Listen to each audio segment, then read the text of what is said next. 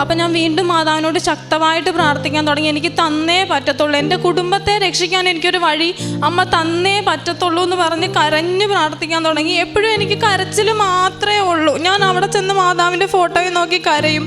എനിക്ക് ഒന്നും പ്രാർത്ഥിക്കാനുമില്ല, കാരണം ആർക്കും എന്നെ വേണ്ട, എല്ലാവരും എന്നെ ഇട്ട് തട്ടുക, എവിടെ ചെന്നാലും കളിയാക്കൽ മാത്രമേ ഉള്ളൂ. നാട്ടിൽ പള്ളിയിൽ പോകാൻ പോലും എനിക്ക് പേടിയാണ്. ഞാൻ ഹോസ്റ്റലിൽ നിൽക്കുകയുള്ളൂ, ഇങ്ങോട്ട് നാട്ടിലേക്ക് വരില്ല. കാരണം എനിക്ക് ഞാൻ മൂത്ത ആളാണ്, താഴെ 3 പേരാ. അവൾ പിള്ളേരെ വളർത്തി അതുവഴി നടക്കുക എന്നൊക്കെ പറഞ്ഞ് ഒരുപാട് പേരെന്നെ കളിയാക്കുമായിരുന്നു. അതിനുശേഷം ഓഗസ്റ്റ് 13 ആയപ്പോഴത്തേക്കും മാതാവ് എനിക്ക് കോൺട്രാക്റ്റ് തന്നു. 15-ാം തീയതി ഞാനിവിടെ സാക്ഷ്യം പറയാൻ വന്നിരിക്കുകയാണ്. എന്നെ കളിയാക്കിയവരുടെ മുന്നിൽ, എന്നെ പരിഹസിച്ചവരുടെ മുന്നിൽ, ഞാനൊന്നും ആകില്ലെന്ന് പറഞ്ഞവരുടെ മുന്നിൽ മാതാവ് എന്നെ വെല്ലുവിളാക്കി കാണിച്ചു. അവിടെ ഏറ്റവും നല്ല ഹോസ്പിറ്റലിൽ ഏറ്റവും സാലറിയിൽ സെപ്റ്റംബർ ലാസ്റ്റ് ഞാൻ ജർമ്മനിക്ക് പറക്കുകയാണ്. എൻ്റെ അമ്മയ്ക്ക് 1000 നന്ദി.